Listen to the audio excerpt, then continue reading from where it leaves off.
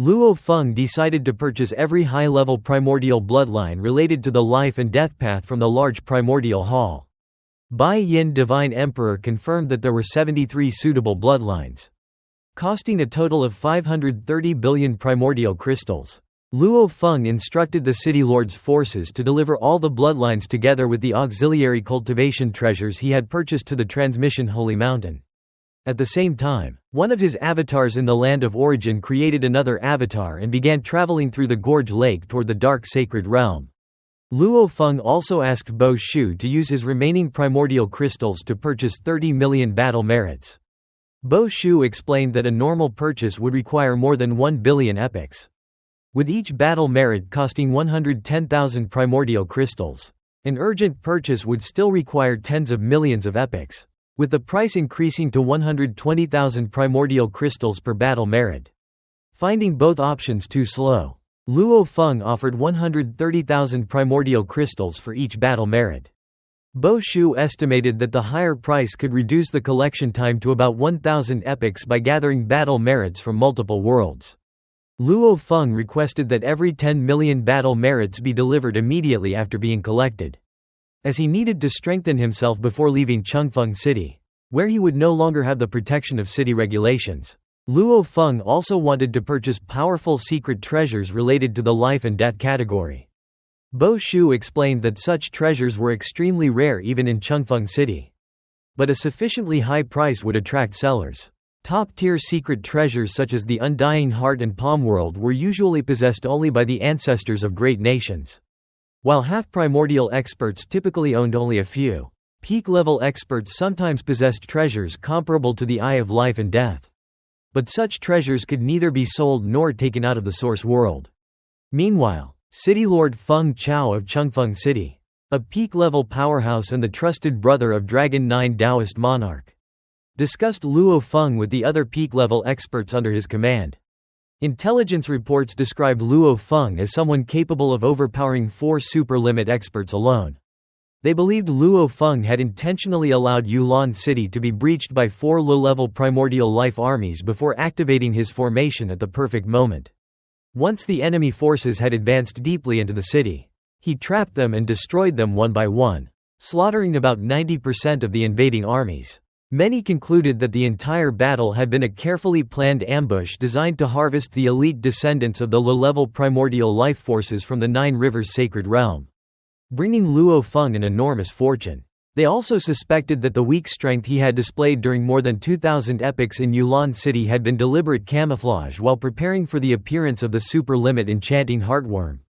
However, they still had not discovered that Luo Feng originated from the land of origin.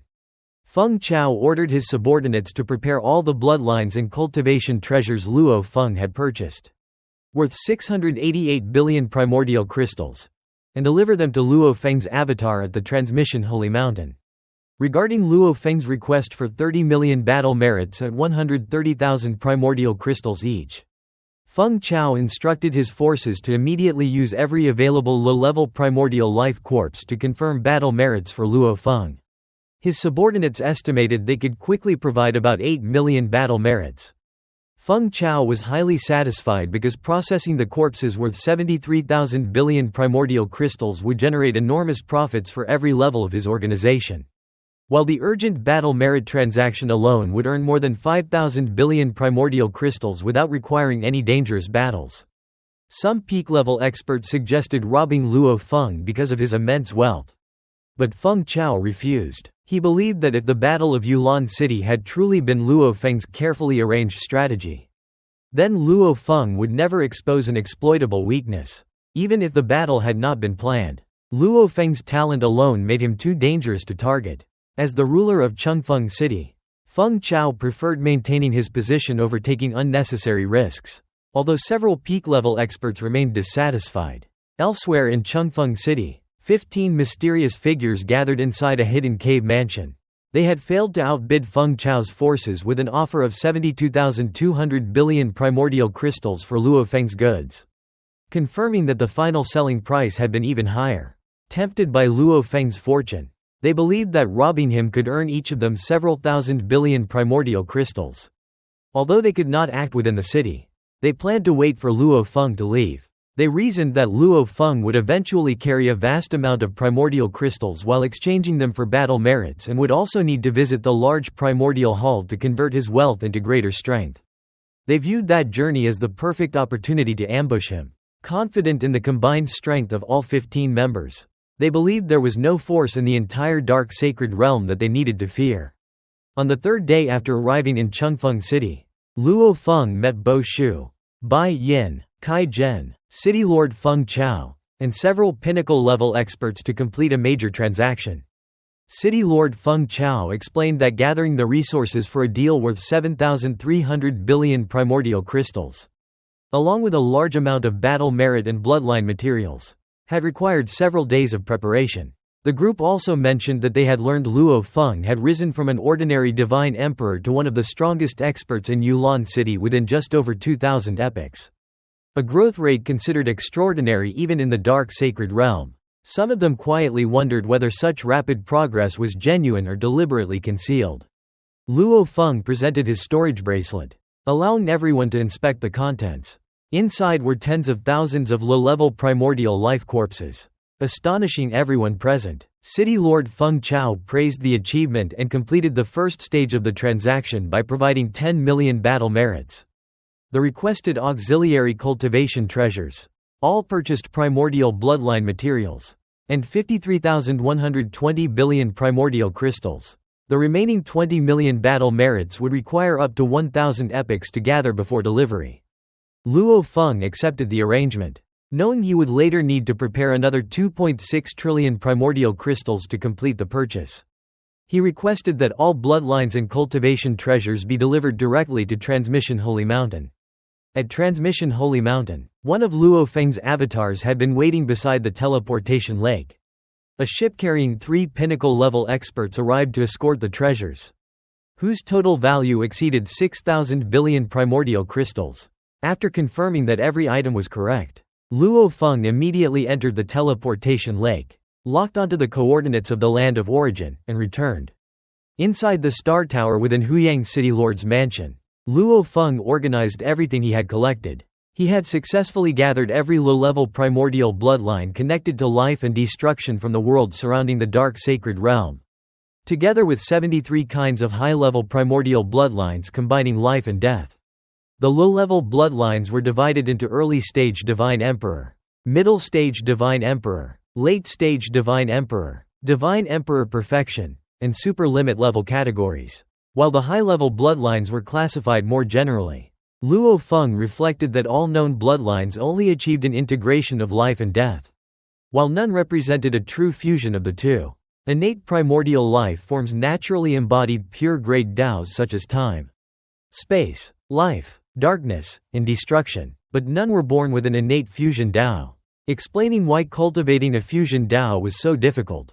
Hoping to find a way past his cultivation bottleneck, Luo Feng began studying every bloodline using the Eye of Life and Death.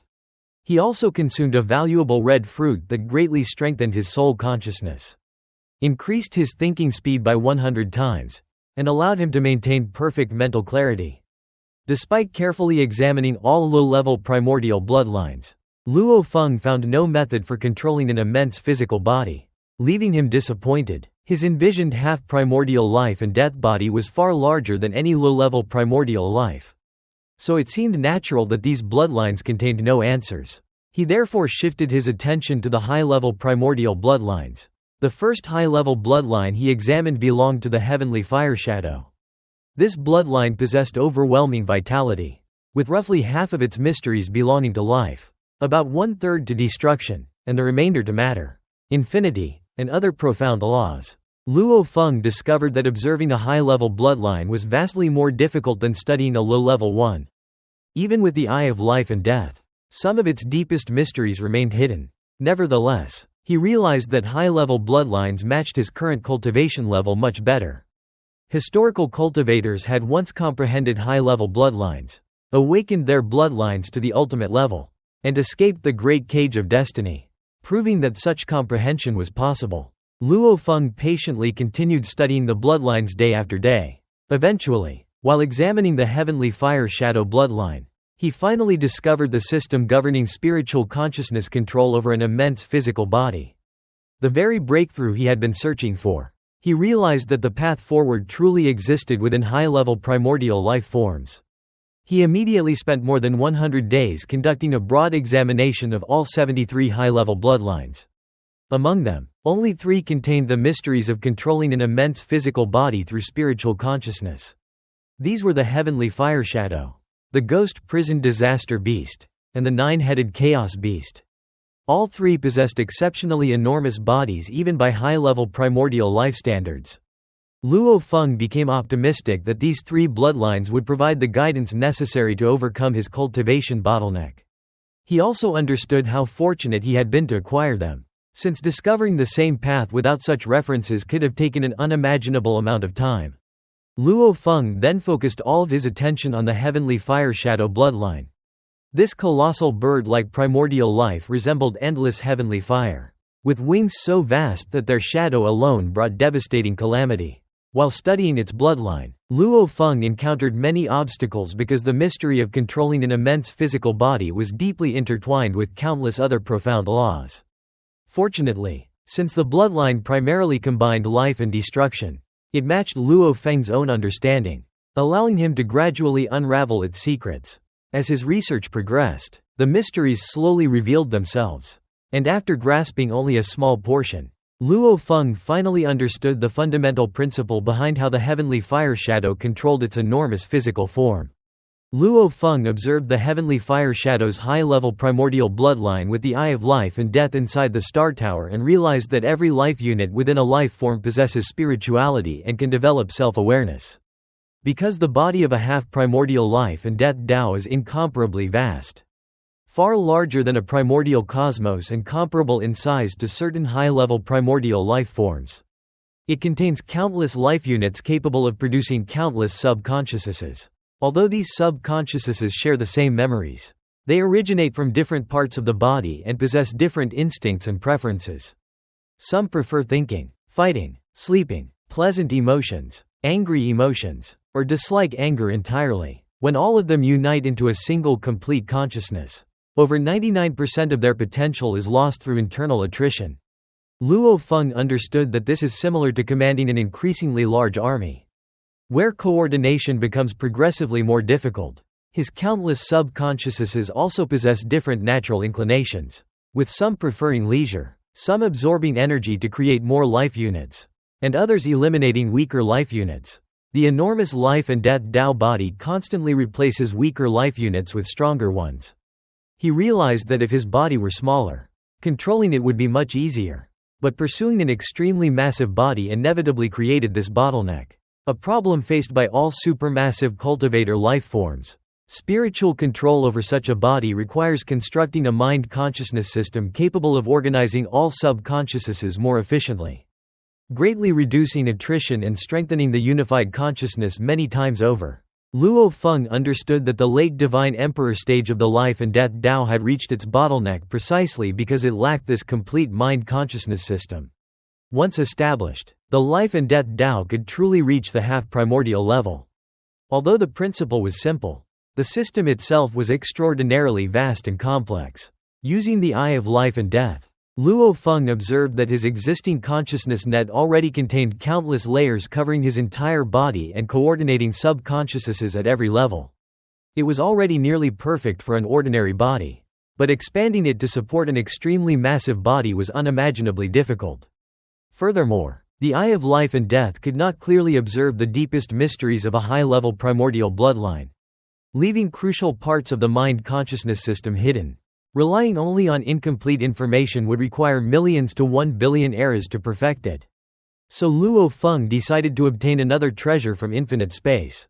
On Lake Heart Island within infinite space, Luo Feng decided to spend his accumulated reward points to exchange for the Wisdom Book, a secret treasure costing 200,000 reward points and created from the primordial ancestors' body materials.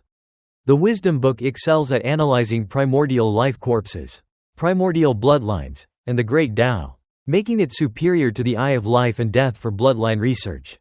Like the Eye of Life and Death, it cannot be taken outside the source world and permanently belongs to its owner until death.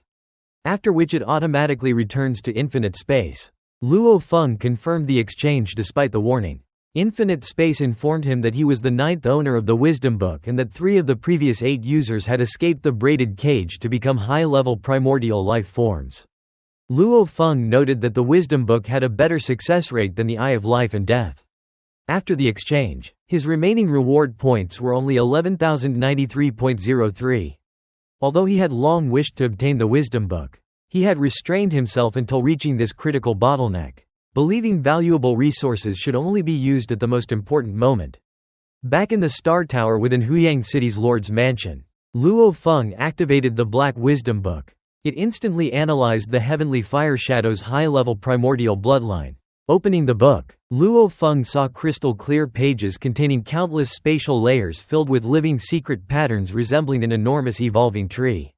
The Wisdom Book displayed the complete structure of the high-level primordial bloodline across multiple spatial dimensions and timelines, allowing every aspect to be studied separately. Even with the complete structure revealed, its mysteries remained extremely profound. Luo Feng then activated the Eye of Life and Death, which identified numerous vital nodes and destructive weaknesses throughout the secret pattern. Greatly simplifying his understanding, the Wisdom Book fully revealed the primordial bloodline, while the Eye of Life and Death highlighted its critical points, making the 2 treasures exceptionally powerful when used together. Luo Feng then began studying the mind consciousness systems contained within the 3 high-level primordial bloodlines: Heavenly Fire Shadow, Ghost Prison Disaster Beast, and 9-headed Chaos Beast. Meanwhile, in Chungfeng City of the Dark Sacred Realm, Luo Feng temporarily stayed at Bo Shu Divine Emperor's cave residence, where Bai Yin Divine Emperor and Kai Zhen Divine Emperor also lived. Luo Feng realized his body's energy reserves were only slightly more than 4,000 times that of a perfect divine body, which was insufficient for testing his newly developing mind consciousness system, since practical experimentation was essential and his cultivation time had been relatively short. He lacked sufficient energy. He asked Bo Shu Divine Emperor for advice. Bo Shu explained that the best solution would normally be cultivating inside the large primordial hall in Primordial City, whose cultivation chambers provided unlimited vital energy. But Luo Feng could not safely leave Chungfeng City. Instead, he recommended purchasing a world origin bead, which could establish a miniature source world inside Luo Feng's body and serve as the foundation of his inner world, rapidly increasing his energy reserves. World origin beads were commonly available in Chungfeng City, although buyers often paid a premium. Luo Feng immediately asked Bo Shu to purchase one without concern for the price. Bo Shu quickly contacted Feather He Divine Emperor, who agreed to sell a world origin bead for 5.5 billion primordial crystals without any additional profit and personally deliver it because of his admiration for Luo Feng. Normally, world origin beads were permanently sold by the large primordial hall for 50,000 battle merits, although some factions wished to exploit Luo Feng by charging excessive prices. Other divine emperors sincerely hoped to earn his friendship and willingly sold the treasure at its original value. Luo Feng thanked Divine Emperor Yu He through Bo Shu and learned that Bo Shu had already spread the news that Luo Feng wished to purchase powerful life and death secret treasures. 5 divine emperors in Chungfeng City were willing to sell such treasures and could visit at any time. Luo Feng agreed to meet them after finishing his meeting with Yu He because he wanted to strengthen his combat abilities beyond relying only on the Undying Heart and Palm World. Additional powerful secret treasures would both improve his combat strength and help his cultivation by containing higher-level mysteries. Bo Shu, Bai Yin, and Kai Zhen were happy to assist because they knew from Master Yuan Shang that Luo Feng had reached his current level in an incredibly short time. The 3 had secretly decided to follow Luo Feng while he remained trapped inside the braided cage. Neither they nor Master Yuan Shang revealed any information about Luo Feng. Divine Emperor Ji Shu, living on the outskirts of Chungfeng City, received Luo Feng's invitation to sell his life and death secret treasure. He immediately traveled to Bo Shu's cave mansion with great excitement, hoping that a peak-level powerhouse would pay a much higher price than ordinary buyers. Late-stage Divine Emperor cultivators could usually only afford offers of 20 to 30 billion primordial crystals and negotiated carefully because such amounts exhausted their wealth. Half-primordial Taoists also had limited resources despite their long accumulation. Only peak-level experts could afford to pay significant premiums for treasures they truly needed. Ji Shu arrived at Bo Shu's cave mansion and joined 4 other divine emperors waiting in a side hall. Among them were 3 late-stage divine emperor cultivators and 2 half-primordial Taoists, all patiently awaiting Luo Feng. Meanwhile, Luo Feng received divine emperor Yuhi, whose true appearance remained that of a bird-headed being covered in black feathers rather than taking a humanoid form. Yuhi presented the world origin bead, explaining that he had obtained it long ago but never used it, and believed it was now destined for Luo Feng. Luo Feng accepted it gratefully because he urgently needed it for cultivation. The peak experts of Chengfeng City knew little about Luo Feng except that he had already reached the peak level before entering the dark sacred realm. That alone earned him great respect. And only the City Lord's faction, the Secret Ruins Divine Emperor's faction, and the 8 companions of the Heavenly Wolf possessed enough confidence to treat him as an equal. After a short friendly conversation, He departed. Kai Zhen remarked that the notoriously fierce He had never appeared so gentle before, while Bo Shu replied that only very few people in Chengfeng City could suppress He's imposing nature. And Luo Feng was one of them. Luo Feng then invited the 5 sellers inside. Seeing Bo Shu, Bai Yin, and Kai Zhen seated beside Luo Feng, they immediately understood the difference in status.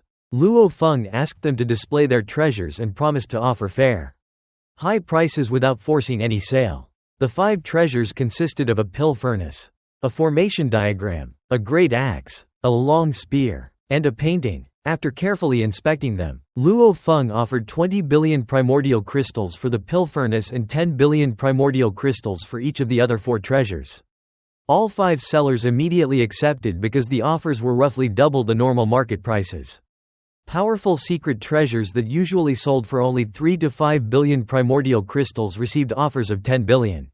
While the pill furnace, normally worth close to 10 billion, received an offer of 20 billion. Ji Shu was especially delighted because his long spear had previously received offers of only 3 to 4 billion primordial crystals. Luo Feng's 10 billion offer exceeded what Ji Shu believed he could earn through countless eras of risking his life in the dark sacred realm. After completing the transactions, Luo Feng was pleased with the acquisition of the 5 secret treasures. He knew that without paying generous premiums, unique powerful treasures were extremely difficult to obtain. If any seller demanded excessive prices even after his doubled offer, he would simply refuse the deal. Among all his treasures, he still valued the Undying Heart the most because it came from infinite space and possessed unparalleled life-preserving abilities.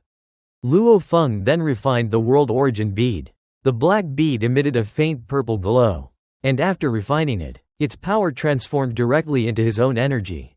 The process lasted for 3 days, increasing the energy reserve of his perfect divine body to 1 million times its previous level.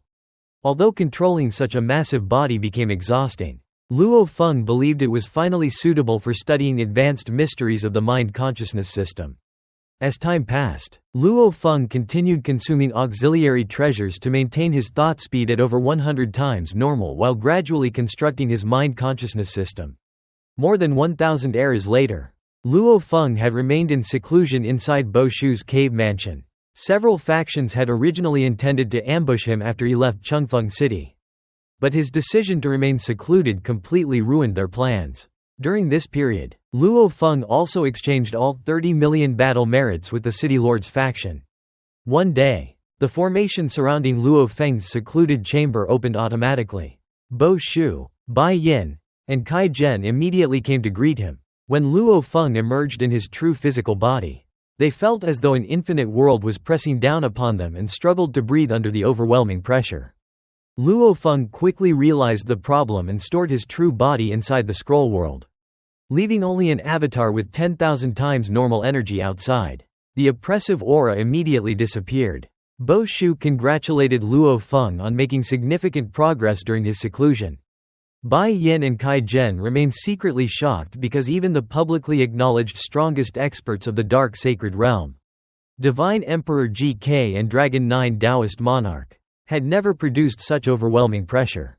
Luo Feng admitted that he had indeed made considerable progress but also acknowledged that cultivation remained filled with obstacles. He therefore decided to travel to the Great Primordial Hall in Primordial City to continue seeking further breakthroughs. Luo Feng's friends told him that the primordial hall in Primordial City contained countless resources and that his battle merit would allow him to exchange for many valuable treasures there. They warned that carrying tens of trillions of primordial crystals outside Changfeng City would make him a target for robbery. Kai Zhen and Bo Shu believed that even if the three of them joined Luo Feng, they would not be able to resist powerful enemies such as Secret Ruins' Divine Emperor and the Eight Wolves of Heaven. Bo Shu suggested inviting more than a dozen pinnacle beings to escort them. But Luo Feng refused because he did not want to owe favors. Instead, he invited only Bo Shu, Kai Zhen, and Bai Yin Divine Emperor to travel with him. Bo Shu and Bai Yin reminded Luo Feng that the combined strength of the Eight Wolves of Heaven and the 15 Divine Emperors under Secret Ruins' Divine Emperor was overwhelming. Bo Shu explained that the Eight Wolves of Heaven had become even stronger after receiving gifts from the celestial visitor, while the coordinated formation of the 15 Divine Emperors surpassed even them. Luo Feng calmly replied that if anyone attempted to rob him, he would simply take action himself. His companions were shocked because such confidence implied he believed he could confront those powerful forces. Bai Yin stated that only someone with invincible level strength could defeat the combined forces of the 15 Divine Emperors. Luo Feng smiled, said he was looking forward to their attack, and told everyone to prepare for departure. If they did not wish to accompany him, he would travel alone. The three immediately agreed to follow him. After Luo Feng left, Bo Shu, Kai Zhen, and Bai Yin discussed his confidence. Kai Zhen wondered whether Luo Feng had already reached the invincible level. Bai Yin questioned why Senior Yuan and the others had not come to escort him if that were true. Bo Shu recalled the terrifying pressure released when Luo Feng emerged from seclusion and believed Luo Feng had made a major breakthrough. He guessed that even if Luo Feng could not defeat the 15 Divine Emperors, he was at least confident he could escape safely. Kai Zhen and Bai Yin agreed that escaping would require much less strength than defeating them. Later that day, Luo Feng, Bo Shu, Kai Zhen, and Bai Yin departed Changfeng City aboard a warship.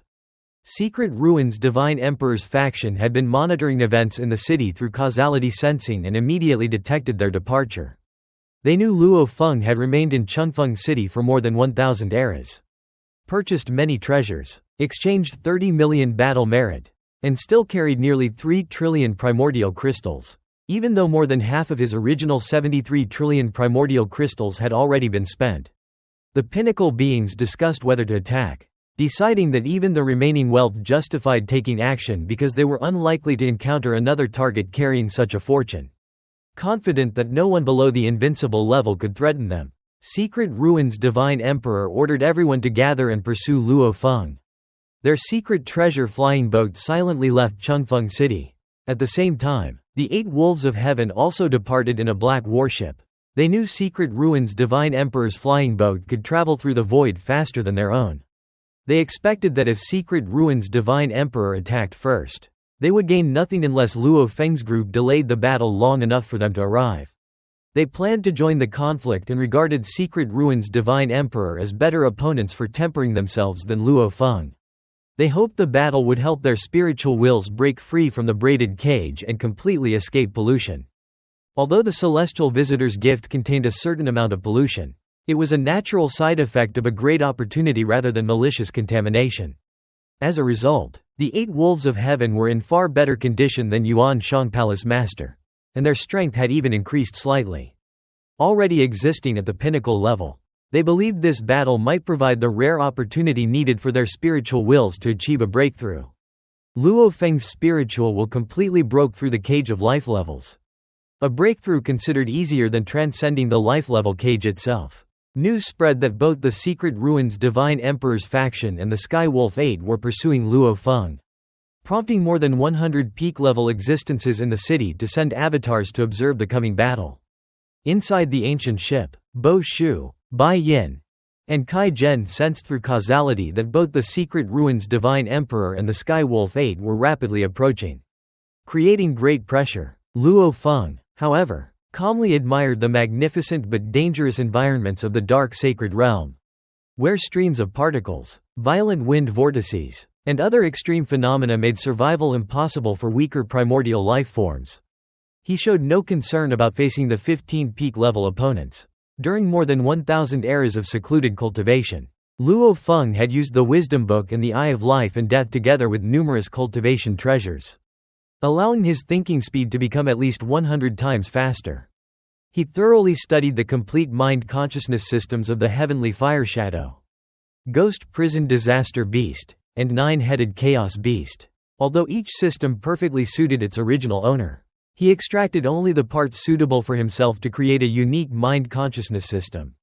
After refining it through more than 1,000 generations, he successfully formed a prototype capable of perfectly controlling a million-fold perfect divine body energy reserve. Luo Feng was satisfied with this improvement but knew that the half-primordial life and death path theoretically required a 12 billion-fold energy reserve. So he planned to visit the large primordial hall to strengthen his physical body and continue perfecting his mind consciousness system. When the enemies finally arrived, Bo Shu, Bai Yin, and Kai Zhen gathered beside Luo Feng after confirming through causality that the secret ruins Divine Emperor and the 15 peak existences were nearby. Luo Feng opened his biomimetic destruction eye and observed the surroundings as endless darkness suddenly enveloped everything. Within the darkness, the 15 peak existences combined their powers through the primordial annihilation array. Merging flames, annihilating winds, devouring black liquid, countless insects, and other destructive forces into a formation that reduced everything toward extinction. The formation resembled a miniature apocalypse capable of destroying even peak-level existences. Bo Shu, Bai Yin, and Kai Zhen became nervous, but Luo Feng calmly praised the formation, recognizing that the secret ruins Divine Emperor had likely witnessed a true source world apocalypse before. Though he considered this imitation far too weak, Luo Feng stepped out of the ancient ship and floated into the air. Perfectly controlling his millionfold perfect divine body energy reserve, he released his power, causing the surrounding space to collapse and distort with himself at the center. Compared with the battle at Yulan City, his life form strength had increased tremendously, making the collapse vastly more powerful. Millions of kilometers of surrounding space twisted under the pressure. With greater distortion and faster time flow closer to Luo Feng. The 15 peak existences hidden within the formation were shocked as they felt spacetime collapsing around them. They could not understand how anyone could cause such large-scale destruction in the extremely stable dark sacred realm. They clearly saw Luo Feng standing at the center while the surrounding world collapsed toward him. Their formation broke apart naturally as the collapsing spacetime dragged them toward Luo Feng.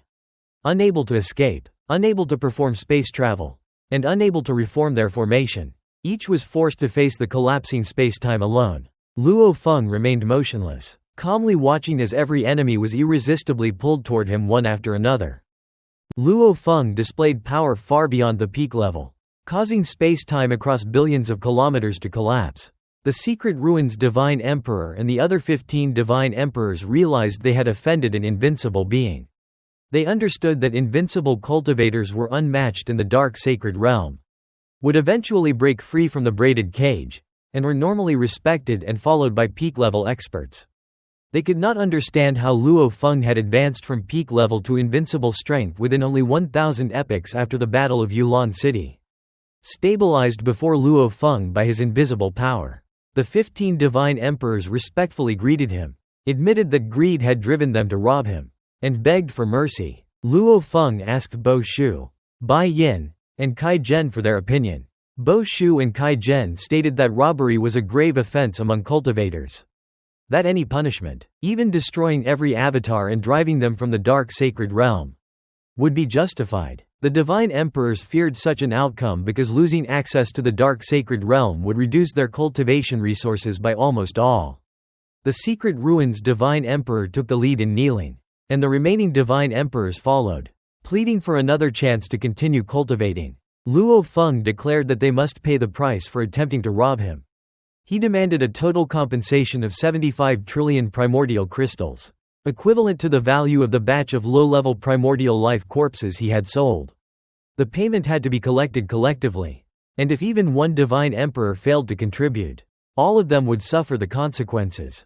Luo Feng gave them 1,000 epochs to gather the compensation. If they failed, he would use the strengthened causal connection and his biomimetic destruction eye to hunt down and destroy every one of their avatars throughout the dark sacred realm. although some of the weaker divine emperors could not easily afford such an amount. All of them accepted the demand and deeply regretted their failed robbery, which had instead burdened them with an enormous debt. Soon afterward, the Sky Wolf 8 arrived aboard their black ship. When they witnessed the vast collapse of spacetime, they were shocked. Their ship was immediately caught by the collapsing spacetime and pulled toward Luo Feng without resistance. They saw Bo Shu, Bai Yin, and Kai Zhen standing respectfully nearby while the Secret Ruins Divine Emperor and the other 15 Divine Emperors knelt before Luo Feng. They instantly recognized that Luo Feng possessed invincible strength. Luo Feng asked whether they had also come to assassinate him. The kneeling Divine Emperors suggested that the Sky Wolf 8 had likely come for the same purpose because they had departed Chungfeng City at nearly the same time. The Sky Wolf 8 immediately denied the accusation, claiming they had only come to watch the battle and had even intended to assist Luo Feng against the Secret Ruins Divine Emperor to sharpen their own cultivation. They explained that, having once followed Sky Wolf, they lacked no resources and had no need to rob others. Bo Shu supported their explanation, noting that their slower flying boat made them unsuitable for an assassination and that, given their nature, they were more likely to attack the Secret Ruins Divine Emperor than Luo Feng. Meanwhile, in the ancient primordial hall of Primordial City, a silver-haired, silver-eyebrowed man and a woman in fire-red robes observed Luo Feng from afar. They concluded that, with the enhancement of his secret treasure and his extraordinarily powerful physical body, Luo Feng's strength had already surpassed the peak level and qualified him as an invincible being. They were astonished that his physical body had exceeded even the super-limit level primordial wild hoof without breaking free from the braided cage. After confirming his status as an invincible existence, they agreed to report the matter to their lord.